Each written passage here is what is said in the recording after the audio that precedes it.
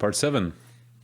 This is probably going to be a big one, because today we are focusing on the actual arrangement of the song, ideally from start to finish.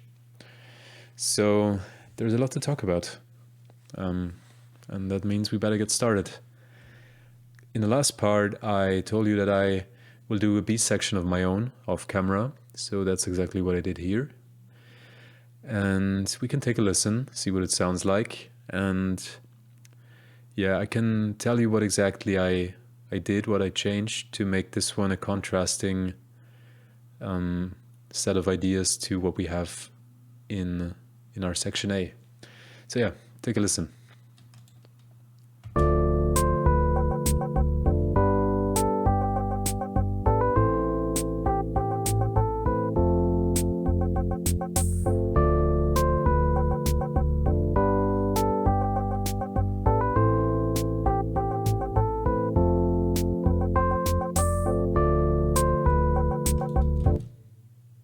So yeah, quite a lot of things have changed. A bit of a different feeling. And, you know, it's not only the chords that have changed, the melody, of course, has changed. I have changed the pattern here in the chords as well, compared to what we have here. It's now something like this. But yeah, I basically just followed the exact same steps that we have already followed for composing section A. So yeah, chose a different pattern in the chords. I took care of my hits in the bass, with the drums. I think most notably I removed some elements from the drums, whereas here we have this very prominent hi-hat pattern. In this one I chose to almost completely get rid of the hi-hat, and that kind of creates a little bit more of a relaxed feeling. I've also done some more significant changes in the snare pattern. I chose to take this hit and put it on the 3 end, whereas before all of the snare hits, they went on the 2 and the 4. Now they do go on the 2 and the 3 end, so it really changes the overall feeling of this drum groove quite a lot. So yeah, quite a lot of things have changed, and when I now play, also the bass, of course. The bass, yeah, it has like similar ideas to what I have done here, but I started to introduce these approach notes that I have been talking about. And also in the drums, I now do these little cowbell fills whenever the melody starts to thin out a little bit, or whenever the melody has a bit of a pause. Yeah, and if we're going to play these two together, they're probably not going to sound very great. And I can play them back for you in a moment, so you can see what I mean, because these are very contrasting, and yeah, but the transition is not what matters at the moment. But yeah, take a listen. They're not going to sound very smooth. Here we go.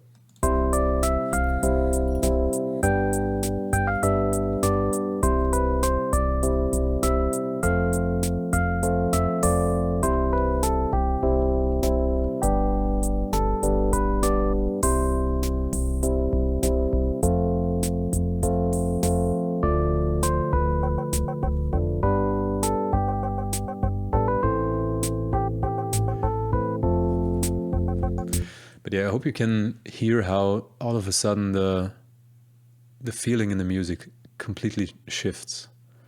But yeah, they don't sound too smooth together. The transition is a bit too harsh. And the reason for this is because the transition doesn't really signalize any kind of change, which is rather important. But, you know, that's not important for now. What is important for now is that we have this set of ideas for our B section. And now we know, even though the transition is not perfect, we know that at some point we want to transition from our A section to our B section. And then we can particularly focus on this transition.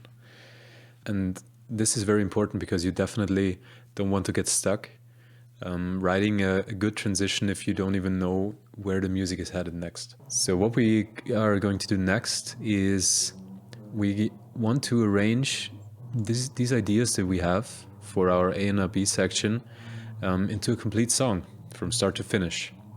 And for that, we are gonna have to choose a musical form that I've been talking about in the last section and the last video. And one that is very common in video game music, and one that I would suggest you pick too, is the AABA form. So we start with our A section, we repeat the A section one more time, we go to B transition, and then we end it with an A section. And I know that is quite a lot of A's, but that is not a problem, because we can simply create some variations of our A section to keep the listener from getting bored and still keep the same ideas fresh and new, and so the listener won't tire out from them as easily. So let's just go ahead and lay them out as I just mentioned on our timeline. So I take my B, put it here, take all of my A, duplicate it, and then put this one at the back as well. And now look at this. Isn't this beautiful? Basically we have a song from beginning to end. And this is already, trust me, this is a big success, because we have successfully broken out of the loop. And this is a thing that a lot of composers struggle with. They do have a loop, but they don't know where to go from there. And we have done this officially now, because we've filled this timeline, and we know where we begin, we know where we want to go, and we know where we're going to end. But now our job is to make what we have composed a little bit more interesting. So remember that although we have all of these ideas, that doesn't mean that we cannot change them or get rid of some of them. That's also why I say don't try to be perfect each step of the way, because in the end, when you try to combine everything to a complete song, all of these things, they are subject to change.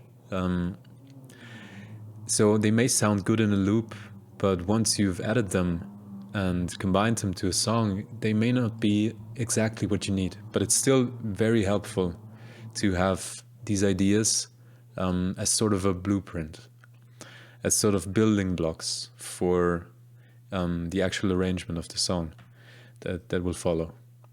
Okay, so now let's try to conceptualize our song. How do we want to bring some variation into our A section? One thing that you can do is let's introduce some of these elements that we have little by little, so that at the second section it's only there where you can hear the full arrangement. So you can say, for example, you want to start your song without any of the drums, for example. That's a big of enough change in our second A section to keep things fresh to the listener. What we can also say is, for example, let's say we want our bass to evolve only to this pattern over time. So for example, we say we're gonna just sustain this note here and only introduce our rhythmic pattern, for example, at a later point, and this would be, I don't know, at this point, for example. And then here we already are going full on with the bass, and that way you can kind of evolve your music to something a little bit more than just the same loop, repeating one time, then going to B, and then repeating to the same loop.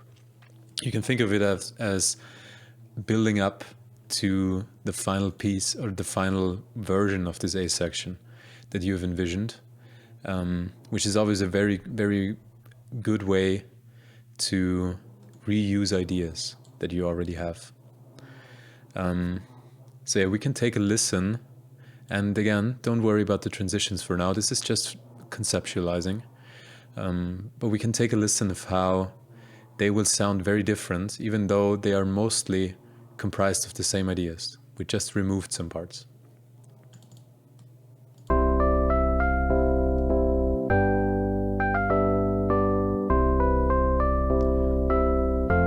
So it starts a little bit more gentle.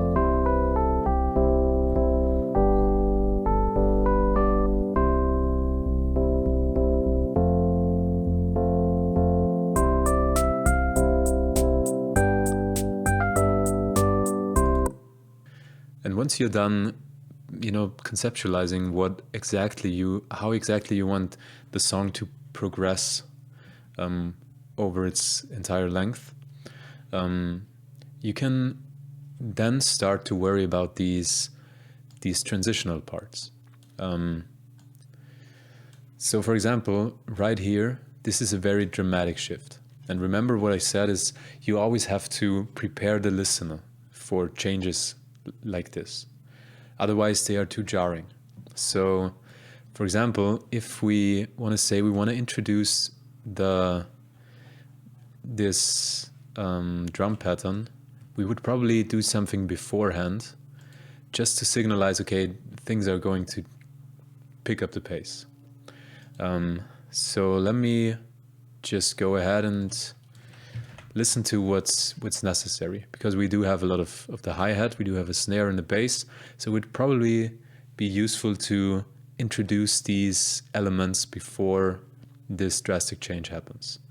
So just if we take a listen to here,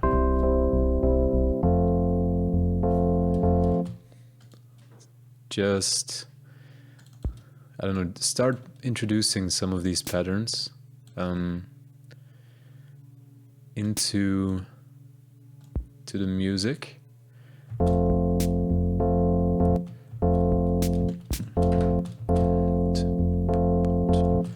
Okay.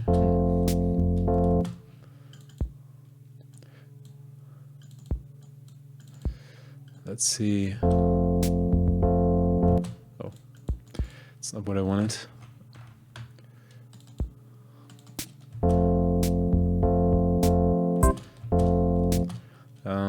It's maybe a little bit of the hi-hat as well.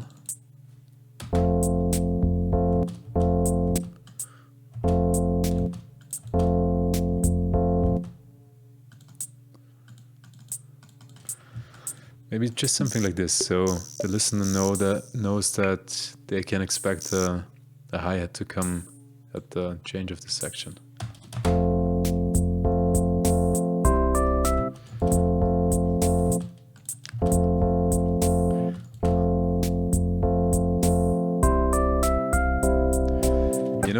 This kind of stuff is really important to make your changes and your transitions easy to listen to.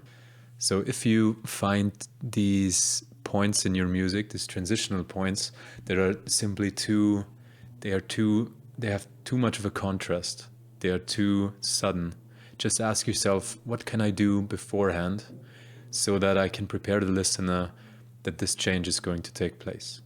And this is not only a thing that goes for the drums, this is also a thing that goes for the bass. So, for example, what we have here is like, this is probably not the best example because it will also sound pretty good without this introduction, but just in case your bass all of a sudden changes and it sounds kind of off, just try and introduce it beforehand, and all of a sudden the transition to the actual change will be so much more enjoyable, so much more expected and smooth.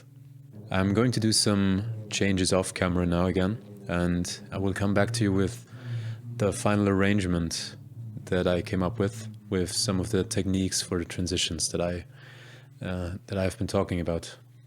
And so yeah, see you then. Okay, so this is what I came up with. I didn't completely leave out the drums at the beginning. I made something a little bit more minimal. So only the bass drum and the hi-hat, just to give it a little bit of a rhythm. And I decided to color these transitional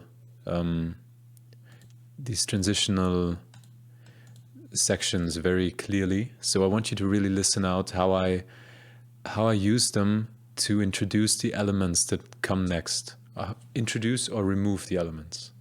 That's very important, that you not only introduce, but when you loop back around, for example, and you go back to only the hi-hat and the bass drum, you would have to remove elements as well.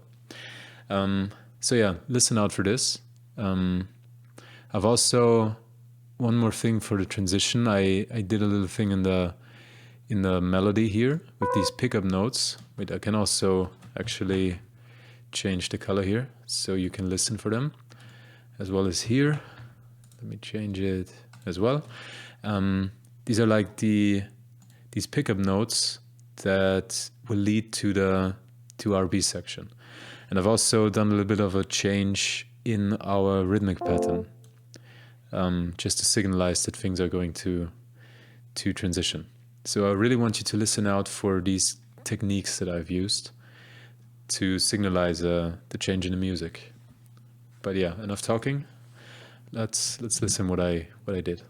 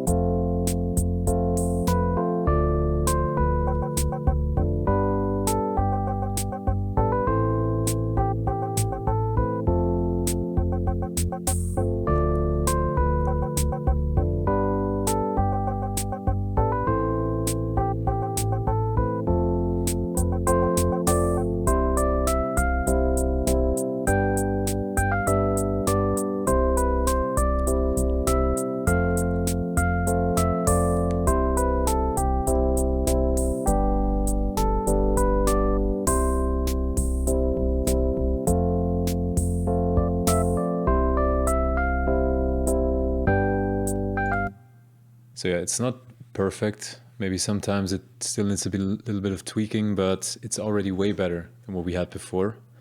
But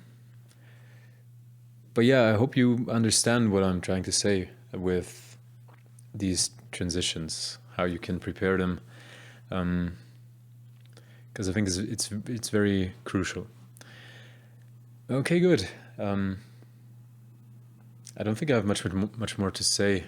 We have done, I think, very good progress. We have a song from start to finish, basically.